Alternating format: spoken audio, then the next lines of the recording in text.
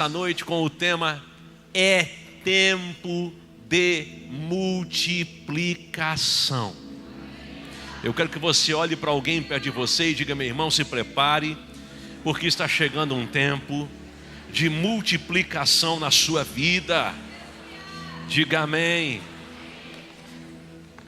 Pastor, isso é um tema de uma mensagem bíblica? Pois é. Então vamos para o texto. Quero que você abra sua Bíblia no Evangelho segundo escreveu João, capítulo 6, versículo 6. João 6 e 6.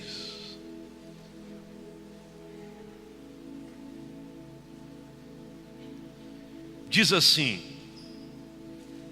mas dizia isto para o experimentar, porque ele bem sabia o que estava para fazer. Eu quero ler de novo este versículo. Mas dizia isto para o experimentar, porque ele bem sabia o que havia de fazer.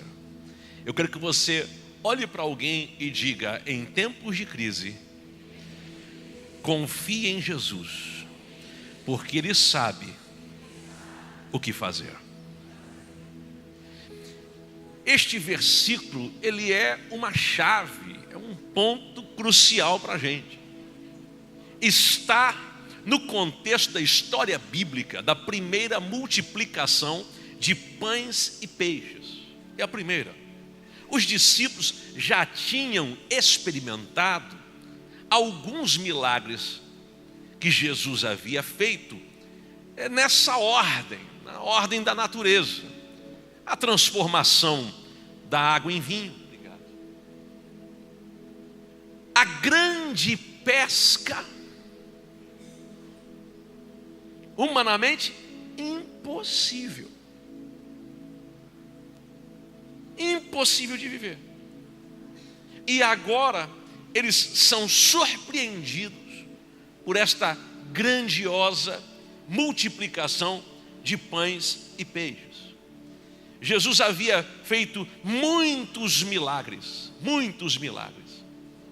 E por causa dos milagres, uma numerosa multidão começou a segui-lo.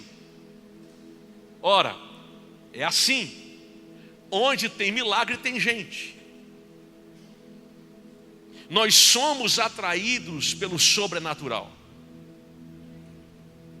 Tem gente que veio para essa igreja porque ouviu um testemunho.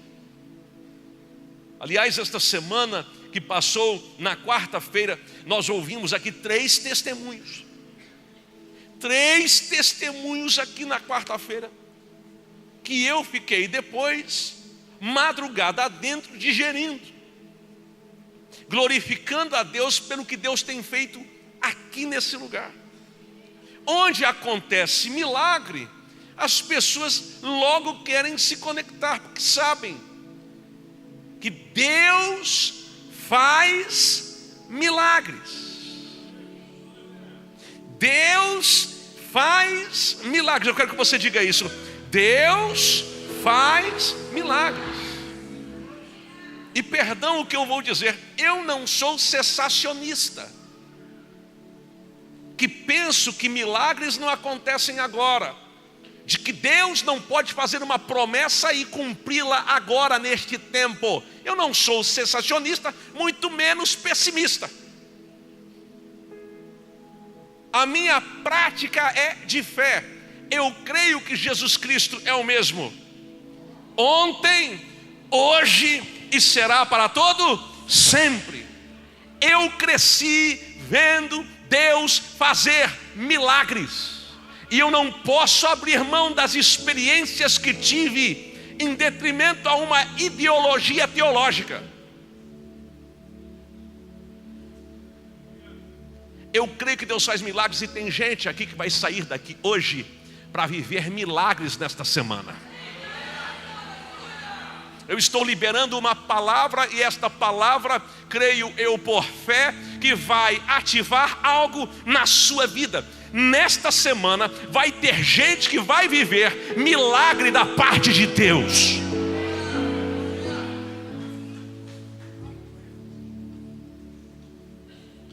Eu me lembro, uma vez meu pai recebeu um pregador que orava, e no meio da oração muitas coisas aconteciam.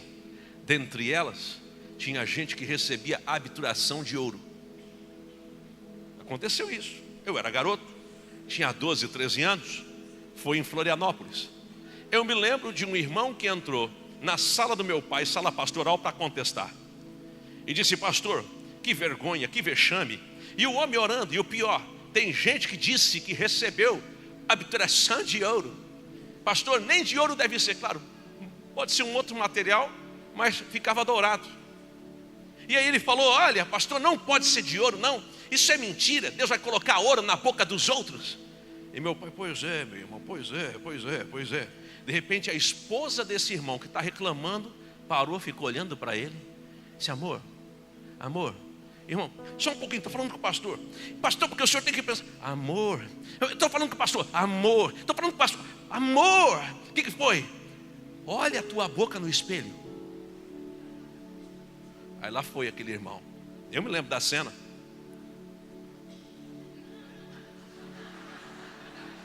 Aí ele abriu a boca e começou. Pegou fogo. Por quê? Porque na boca dele apareceu o que ele disse que Deus não podia fazer. Às vezes é assim que Deus trata. Escute, nós servimos a um Deus que é fiel. É claro, tem gente que vai usar isso para manipular a massa, para fazer coiseira, para fazer besteira. Mas esse não é o nosso problema. Nós somos saudáveis diante do Evangelho de Cristo. Nós sabemos que Deus faz, muito embora não seja obrigado a fazer. E não servimos a Ele porque Ele faz, servimos a Ele porque sabemos quem Ele é.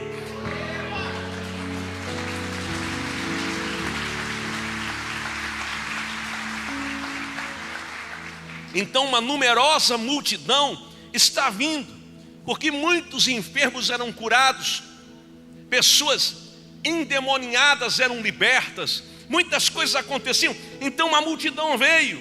Jesus sobe ao monte, está lá sentado com os seus discípulos, era próximo da Páscoa. Mas de repente Jesus ergue os olhos e vê que aquela grandiosa multidão está vindo ter com ele.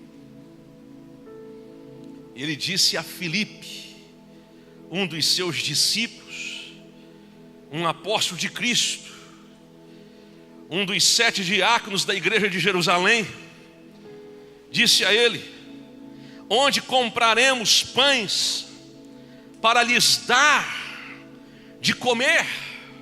Jesus faz uma pergunta, mas antes mesmo que Filipe responda, é lindo porque João pontua, dizia isto para o experimentar, porque já sabia o que haveria de fazer.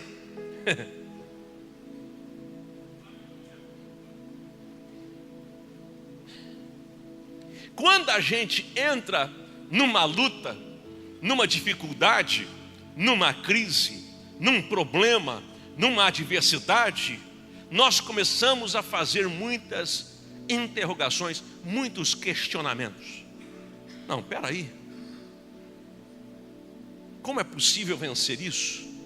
Como é possível resolver esse problema? Como é possível passar por esta crise? Como é possível enfrentar este processo, esta provação? As indagações vêm, e escute, são pertinentes, fazem parte da nossa humanidade. Quando olhamos para esse texto, não é outra pessoa perguntando, a não ser o próprio Jesus perguntando a Filipe. Mas João coloca aqui o que deve ser levado em conta por nós nesses dias. O fato de que, mesmo antes da coisa ficar difícil, mesmo antes da complicação se tornar uma realidade, porque às vezes está longe, está distante, às vezes nem se intensificou o problema, mas na hora que algo é identificado, eu e você precisamos logo colocar nas mãos de Jesus, porque Ele sabe o que está fazendo. A Bíblia diz: lançando sobre Ele a vossa ansiedade, porque Ele tem cuidado de vós. Por que eu estou dizendo isso? Às vezes a luta não apareceu em plenitude, em totalidade. Às vezes o problema não chegou com os 2 pés ainda, mas antes mesmo que chegue, ao invés de a gente colocar nas mãos de Deus, a gente começa a questionar Deus. Quando eu olho para a pergunta que Jesus faz a Filipe, eu fico pensando, eu acho que Jesus fez logo uma pergunta antes que Filipe fizesse uma pergunta para ele. Jesus faz a pergunta para Filipe responder a pergunta. Que ninguém fica esperando Deus fazer uma pergunta. A gente é que gosta de fazer perguntas para Deus, mas é Jesus que faz a pergunta para Filipe. Então, veja só, Jesus está colocando Filipe contra a parede, ao mesmo tempo que João diz, ele sabia o que haveria de fazer. Se você sabe que Jesus sabe o que tem que fazer, você descansa. Se você sabe que Deus está no controle de tudo, você descansa. Se você sabe que nada escapar do alcance de suas mãos poderosas, você descansa. Porque se você fica indagando, questionando, reclamando, colocando Deus contra a parede, é porque não confia. Essa noite é noite de você se posicionar e dizer: eu coloco nas tuas mãos as minhas questões e confio que o Senhor tem poder para fazer. Diga amém. A pergunta de Jesus é pertinente diante daquela numerosa multidão, e a resposta de Filipe não é outra a não ser: Senhor, não temos o suficiente, é impossível ao nosso alcance resolver isso. Ele diz: não lhes bastariam 200 denários de pão para receber cada um o seu pedaço. Está dizendo, não tem o que fazer. É interessante porque em outro evangelho, onde esta mesma história é narrada, eles aconselham a Jesus dizendo: despede a multidão para que cada um vá de aldeia em aldeia e cada um resolva o seu problema. Mas Jesus olha para eles e diz assim: dai-lhes vós de comer.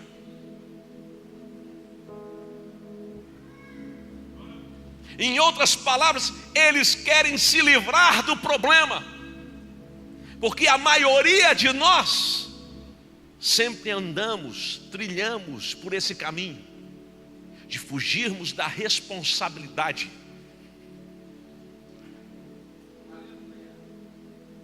Entenda que os problemas que você está enfrentando hoje são oportunidades da parte de Deus para você ter mais uma experiência, para você ter mais um testemunho. Levanta sua mão direita aos céus e declare com fé esta palavra. Diga: os meus problemas são oportunidades de Deus para que eu possa amanhã contar um testemunho.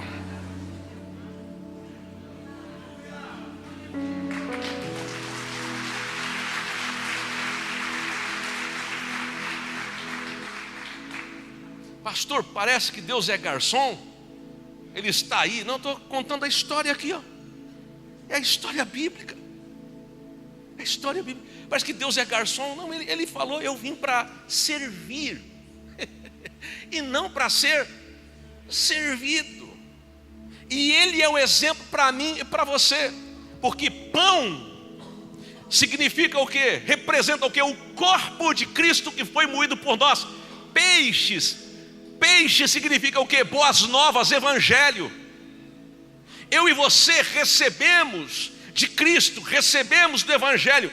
Agora é nossa missão servir nesta terra, repartindo, compartilhando a pessoa de Cristo, compartilhando o evangelho de Cristo. Eu e você precisamos chegar aos que não conhecem a Cristo e dizer a eles: ei, existe um evangelho que transforma, que muda famílias, que restaura casamentos. Existe um evangelho que regenera o homem que está perdido no pecado. Existe um Cristo que perdoa os pecados e liberta os oprimidos.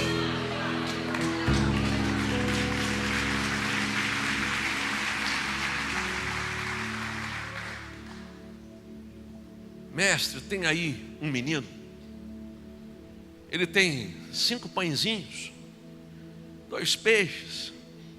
A mãe dele preparou isso, enviou ele para cá, e ele veio preparado para poder te seguir por um tempo a mais, se alimentar, estar bem.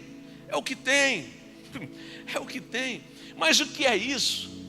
Diante de uma multidão, não tem uma narrativa clara de que o menino deu aquilo, ofertou aquilo. Não tem. A gente pode entender que aquele menino, sabendo que Jesus estava preocupado em alimentar uma multidão, ele pensou: quer saber, eu vou dar isso para Jesus, pelo menos para ele, para que ele possa se alimentar. Eu penso, é uma conjectura minha, é uma coisa minha, pessoal. Eu penso nisso. O fato é que esses 5 pães e esses 2 peixinhos chegam nas mãos certas. Jesus poderia pensar só em si, porque acredito eu que ao enxergar a necessidade dos outros, Jesus também estava de alguma forma sentindo fome. Ele podia pensar apenas em si, mas quem tem uma natureza como a natureza de Jesus, quem tem compaixão como Jesus tem, quem tem misericórdia como Jesus tem, quem é bondoso como Jesus é, quem tem amor no mesmo nível de Jesus, é impossível querer para si o que precisa ser compartilhado. Está cheio de gente que passou por uma transformação no evangelho, mas essa transformação parou em si mesmo. Ele não compartilha com ninguém. É como se as pessoas ao seu redor não merecessem conhecer a Jesus. É como se seus familiares não merecessem Cristo. Ele guarda para si suas experiências, ele não compartilha seus testemunhos. Mas glória a Deus que você está aqui, porque Deus está falando contigo que é tempo de você alcançar os perdidos, é tempo de você levar o evangelho adiante, é tempo de você manifestar a graça a quem precisa da graça. Diga amém. Chegou nas mãos certas. Jesus diz: olha, fazei o povo se assentar. Eu estive lá nesse lugar, é lindo. Assentaram-se, pois, os homens em um número de quase 5.000. Jesus tomou os pães e, tendo dado graças, e tendo o quê? Dado graças. E tendo o quê? Dado graças. Gente, eu gosto ainda do texto que diz que Jesus pegou, que a gente tem que pensar por que a Bíblia é cheia de detalhes. Não é por acaso. Ele pega os 5 pães e os 2 peixinhos, levanta os céus e dá graças. Por que tem tanta riqueza de detalhes? Podia só dizer deu graças, como está aqui em João. Mas Lucas, por exemplo, fala de forma diferente.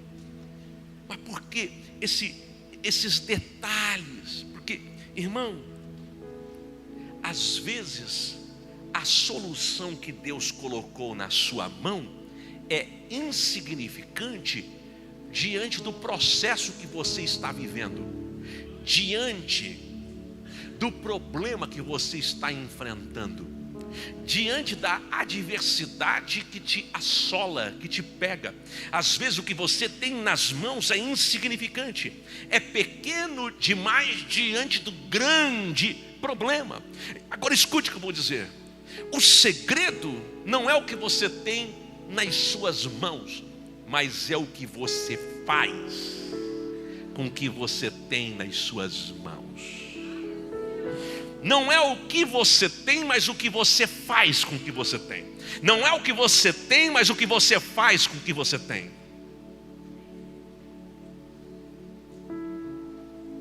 Jesus não pensa em si, Jesus pensa na multidão. E Ele dá graças. Ele está agradecendo pelo pouco diante de uma grande necessidade.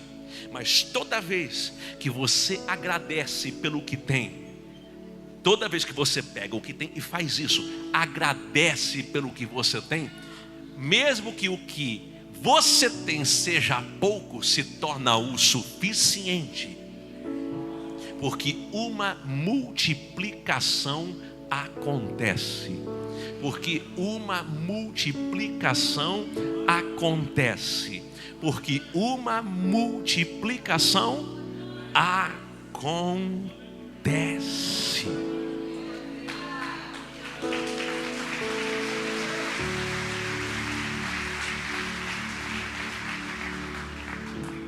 Jesus deu graças, partiu, deu aos discípulos. Os discípulos deram aos líderes que estavam ali de 100 e de 50. E o pão começou a chegar na mão de todo mundo. E o pão não parou de aparecer. O pão não parou de aparecer. O pão não parou de aparecer. O pão começou a multiplicar. O peixe começou a multiplicar. E o que era escassez se tornou abundância. O que era escassez se tornou abundância. O que era escassez se tornou abundância.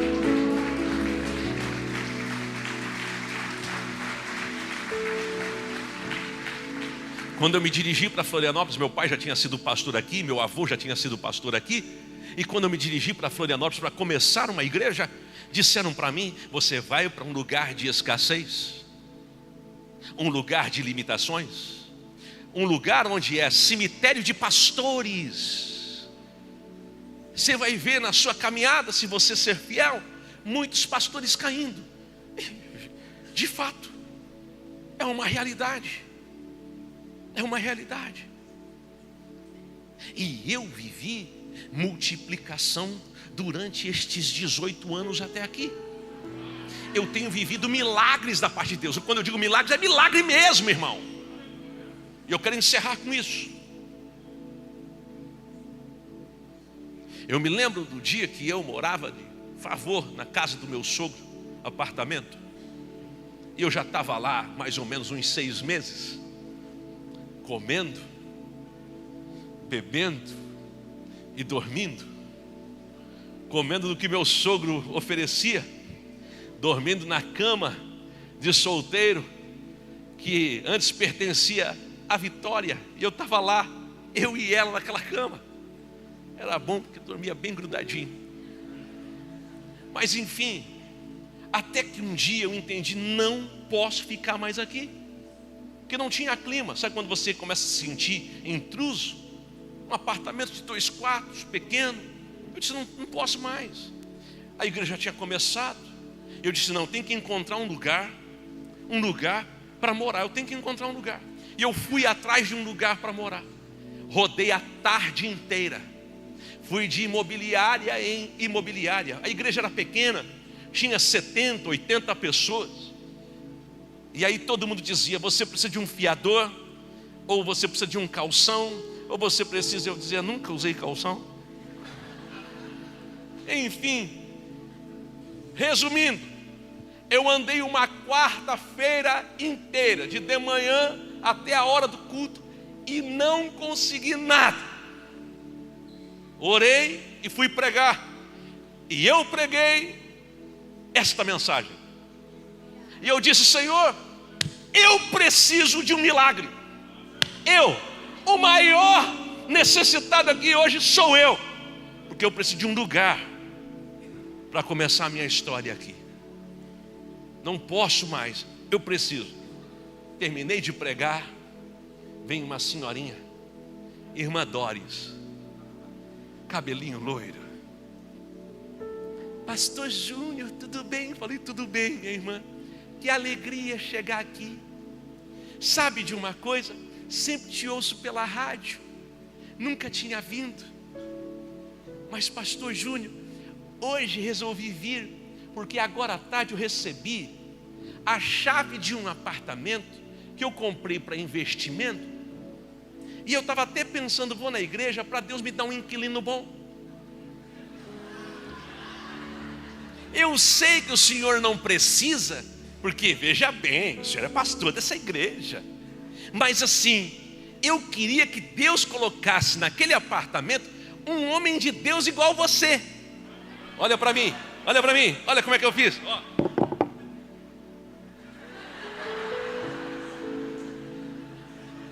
Sabe aquela cara, escondendo o jogo, não te conto nada.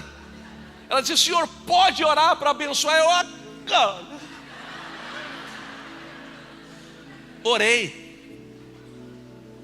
orei, e depois disse: minha irmã, você não se importa? Hoje eu passei o dia inteiro, e esse apartamento pode ser a resposta de Deus para a minha vida, porque o dia inteiro eu fui procurando um apartamento, e foi muito complicado, o preço estava muito alto, não tinha como, e aí pediram um monte de coisa, eu não pude resolver. A senhora me permite ir ver esse apartamento? Pode. Me deu a chave, me deu o telefone. Depois do culto mesmo, entrei no carro, fui para Vitória, prédio novo, em Coqueiros, na frente do mar. Meu Deus, a Vitória entrou e disse para mim: amor, não quero te dizer nada não, mas nós não temos condição de alugar esse apartamento. Liguei para a pessoa que cuidava das finanças, disse: meu irmão, será que a gente consegue pagar? Não consegue, pastor Júnior, não, nem assume isso, pelo amor de Deus. Falei: Senhor, misericórdia. Peguei a chave, como é que eu vou dizer para ela que não? E eu gostei, e eu entrei já orando: Senhor, é resposta, aleluia, é a multiplicação, eu já entrei assim. Ok, falei com ela e disse: minha irmã, eu quero esse apartamento. Ela falou: é seu, pastor, é seu. Quanto que é o aluguel? Quanto que o senhor pode pagar? Eu falei: não, tem que saber quanto é. Não, quanto o senhor pode pagar? Não, minha irmã, não funciona assim. Você diz e eu digo se eu posso. Pastor Júnior, para não ficar pesado para você, R$500, valia 1.500. Eu digo: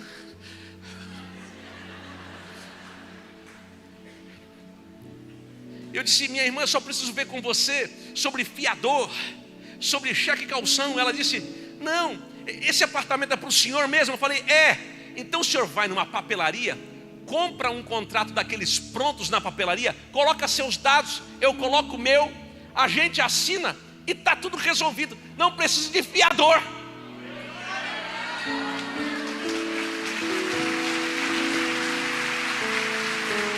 Agora escute. Claro, a pessoa que cuidava das finanças disse para mim: pastor Júnior, nós não conseguimos nem pagar o aluguel da igreja. O senhor tem que viajar para pregar, para vender CD, DVD, que eu vendia muito. A música que eu cantei agora aqui era de um dos DVDs que eu gravei. Ele falou: como é que a gente vai pagar esse aluguel? Eu falei: não sei, eu só sei de uma coisa: sempre perto do aluguel, ela tratou de ir buscar o valor de aluguel na igreja. E aí o financeiro dava na mão dela o valor do aluguel. Às vezes dava um cheque, e depois o financeiro vinha e dizia para mim: o que está acontecendo? Eu falei: o que foi? Toda vez que a gente dá o cheque para ela, ela vai no gasofilácio, e coloca o cheque.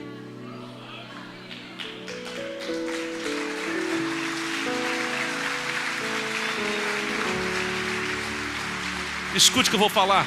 Eu não sei qual é o desafio da sua vida. Eu não posso negar experiências que eu tive com Deus.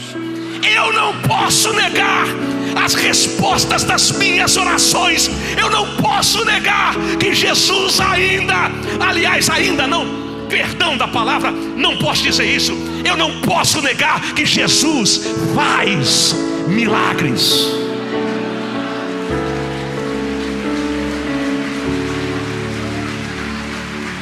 Se você precisa de um milagre, fique de pé.